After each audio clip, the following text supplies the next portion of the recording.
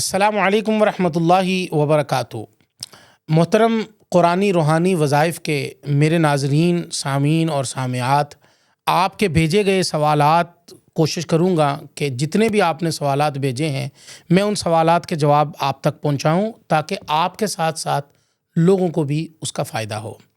تو پہلا سوال ہے، کینیڈا سے میری بہن ہے اور وہ بغیر نام لیے میں عرض کر رہا ہوں۔ وہ کہتی ہیں کہ جی پہلے میرا چہرہ بہت خوبصورت ہوتا تھا، چہرہ حشاش بشاش ہوتا تھا، اب چہرے کی جو رنگت ہے وہ ماند پڑتی جا رہی ہے اور چہرے کے اوپر اب بہت ساری چھائیاں اور کیل بننا شروع ہو گئے ہیں۔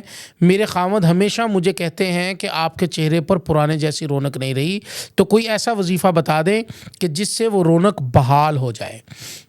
دیکھیں، کوشش کریں کہ آپ دن کے اندر 5 نمازیں ہر مسلمان پر فرض ہے۔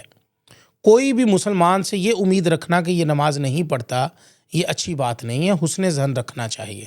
تو ہمیں کرنا کیا ہے؟ نماز تو پڑھتے ہی ہیں، آپ نے بھی پڑھنی، میرے لیے نہیں پڑھنی، آپ پر فرض ہے۔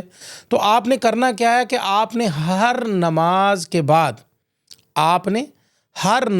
کے بعد ایک تو نماز جب پڑھنی ہے تو اس کا وضو کرنا ہے۔ آپ نے بغیر وضو کے، آپ کا وضو ہے بھی تو آپ نے وضو کرنا ہے۔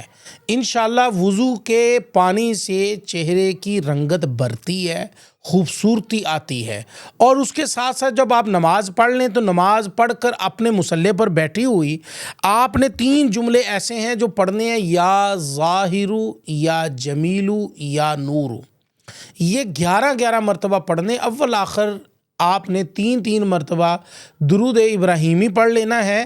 اللہ کے فضل و کرم سے آپ کے چہرے کے اوپر آنے والی چھائیاں، چہرے کی تبدیل ہونے والی رنگت اور چہرے کے اوپر نظر آنے والے دانے انشاءاللہ العزیز میرے مالک کے فضل سے یہ ختم ہونا شروع ہو جائیں گے۔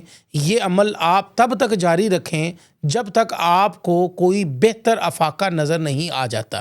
تو اس لیے یہ اللہ ہی نے چہرے کی خوبصورتی دی ہے، یہی امید باندھتے ہوئے آپ یہ وظیفہ کیجئے، انشاءاللہ آپ کو بہت فائدہ ہوگا۔